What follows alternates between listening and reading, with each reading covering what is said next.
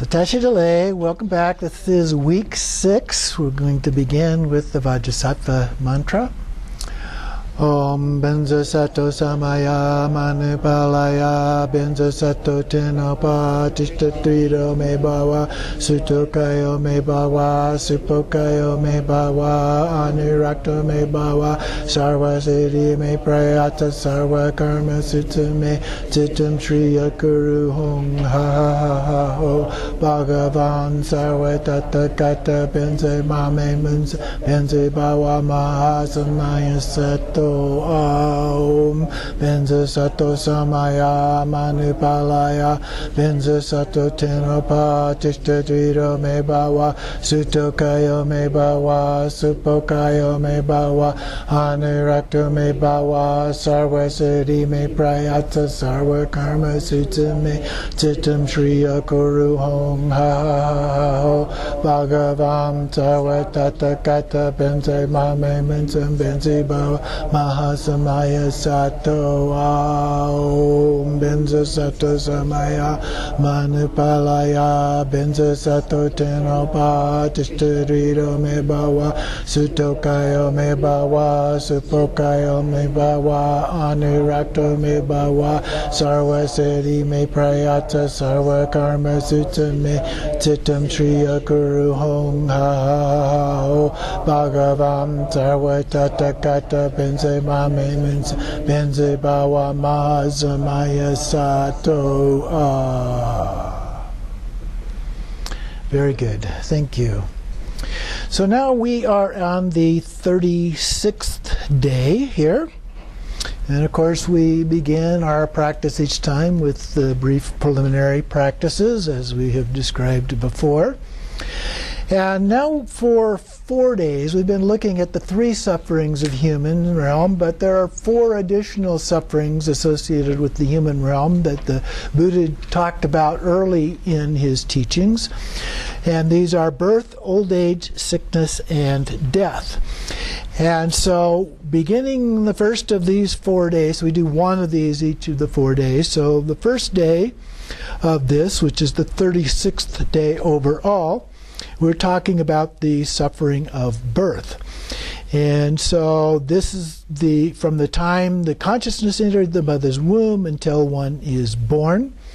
We do not remember much of the suffering related to that, but we can still meditate on that, the things that we've been taught by the different teachers and so forth about that experience.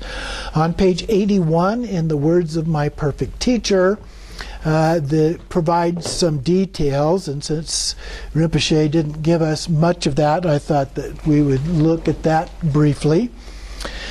In the text here, it talks about the union of the father's semen and mother's blood. That's a very typical kind of presentation in the tradition.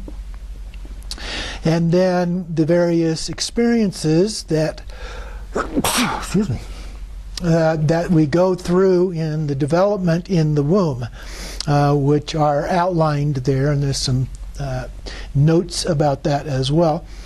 But then once the limbs, appendages, and sense organs have formed, the fetus, trapped inside the dark, rank, and suffocating uterus, suffers like someone thrown into prison. When mother eats hot food, the fetus suffers pain of being burned by fire. She eats something cold, it's as if being thrown into freezing water. If she lies down, it's buried under the weight of a hill. When her stomach is full, it's as if being trapped between rocks. When she is hungry, it's as if falling from a precipice. When she walks about or sits down, it's as if buffeted about by the wind. And then as it reaches term, the energy of karmic existence turns the baby's head downwards, ready to be born. And then it suffers through as though a strong giant were holding it by its legs and banging it against a wall. It's forced through the bony structure of the pelvis. The baby feels as though it was being pulled through the hole of a draw plate. That's something used to create wire. You take the soft metal and push it through to create wire. If it's too narrow, it cannot be delivered and dies. Indeed, both the mother and baby may die during labor. Fortunately, that doesn't happen nearly as often these days as it used to. It does still happen. Even if they survive, they experience all of the pain of dying. And then it goes on and talks a little bit actually about after the birth and so forth in here. So that is a description. Having been through birth experiences, I don't remember my own, but having been through with my children, I would say that this seems a little bit radical. I remember when my son was born, he just looked really interested in all of these things. He was just looking around. So I'm not sure all of them experience suffering at the level being described in here, but certainly there's some level of suffering, particularly suffering for the mother. Whether or not the baby suffers to that extent or not is a little bit hard to tell as a part of that. But nevertheless, as we do the practice, the point is to imagine that that is what happens. And imagine as a part of that what that suffering is like, what they're going through, and you develop a sense of compassion for the beings that would go through something like that. That is the point. And as we develop that compassion for beings doing that, then we wish them not to go through that kind of suffering. And so as we conclude, then we rest our mind and then make the dedication prayers as before. But it's a way of facilitating the development of our own bodhicitta. That's really the key here. Going on to the 37th day, then we move on to old age. Some of us can relate to that. So here we talk about losing power, losing our essence, the fading of beauty. Gee, and I thought I was getting more beautiful every day. The suffering of losing mental ability, of not being liked or others not being interested in us. Whatever you like to do, you cannot do, and so on. I remember just recently seeing something on television where they were talking to some people in nursing homes and basically been abandoned by their families. They never came to visit or anything like that, and didn't have nearly the functional abilities that they had had previously, and they were very unhappy about the way that they felt and what was going on and so forth. So certainly these things actually do happen. So this may cause a lot of unhappiness and feeling upset over not having much time to live in this world. Some people, as they get closer to death, also develop great fear of that. And that's one of the things that I think that these practices can help us with as well, is to help overcome that. You are dependent on people, and those people may not like that. We cannot always avoid these situations. So we need to contemplate the suffering of old age and decide there is nothing that can be trusted except Dharma. And then at the conclusion of that, again, we rest our mind and do the dedication. There are more examples here, too, on page 82 in the words of my perfect teacher. He talks about the body losing vigor, having trouble digesting food, eyesight problems, hearing problems, taste problems with our tongue, our memory fails, teeth fall out. The body loses heat, we lose our strength, being scorned by others, and so forth. So there are quite a lot of different things that we can experience.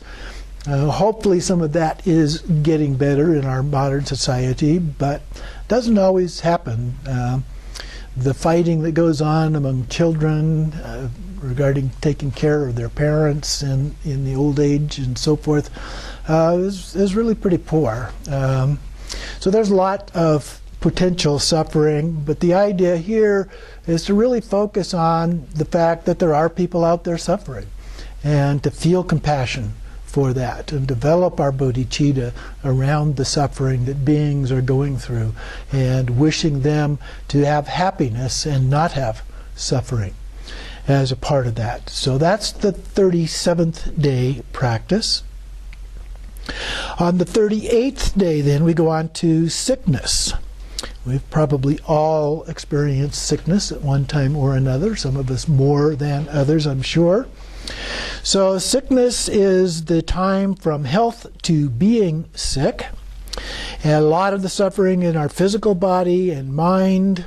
And there are many different kinds of diseases. The hospitals have many sick people in them.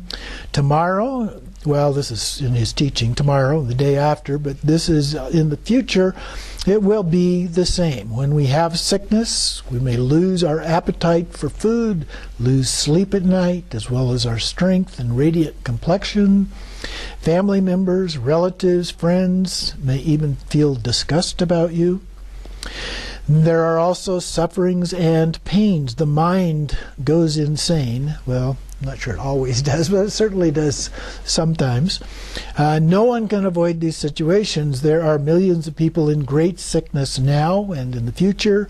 Many of our parents from past lives are among those.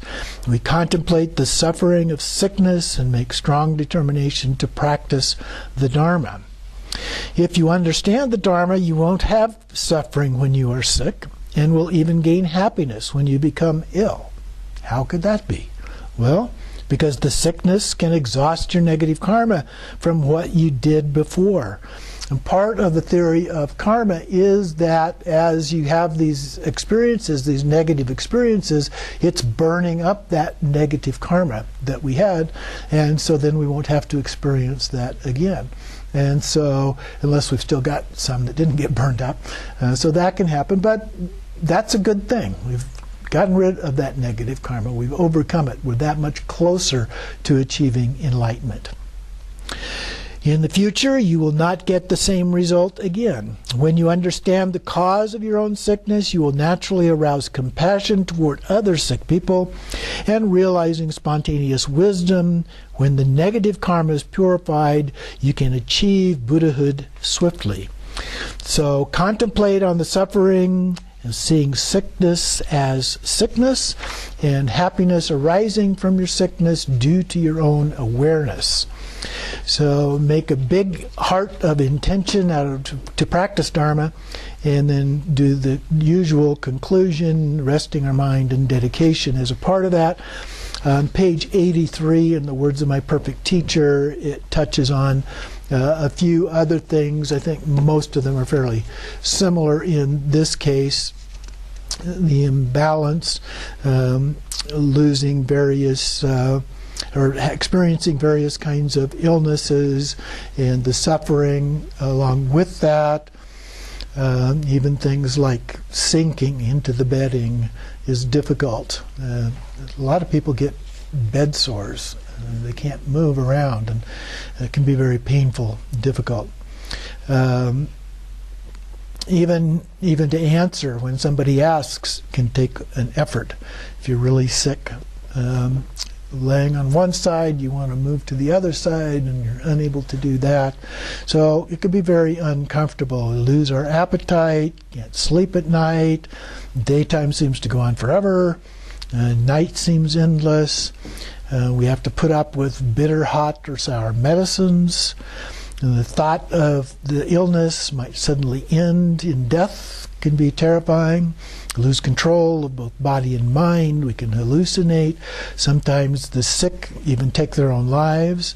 People suffering from diseases such as leprosy and epilepsy are abandoned. We usually are unable to look after ourselves. We can develop a short temper, find fault with what others are doing or trying to do, become more and more fussy and critical. And if it drags on long enough, people just get tired of looking after them. So this kind of repeats some of the things that were in the teaching by Rinpoche. But there's a few other ones in there as well.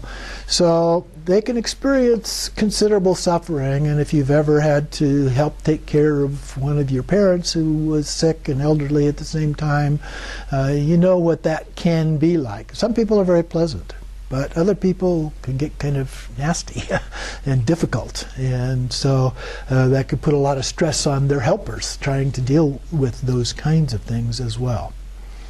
So we develop our bodhicitta in the feeling of compassion for those people and their suffering, and the people that suffer, to try and take care of them as well, I think, are also important there. Then we go on to the 39th day, and here we have the suffering of death.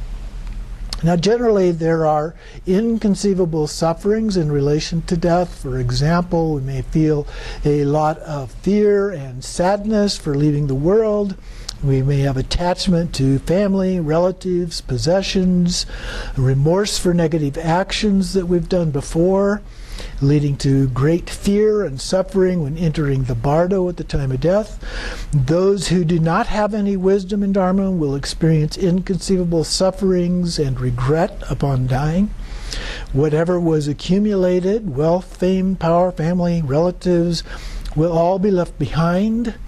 You can only follow your own karma for what one has done before. So the karma is influential in terms of what happens to you next in terms of the birth process.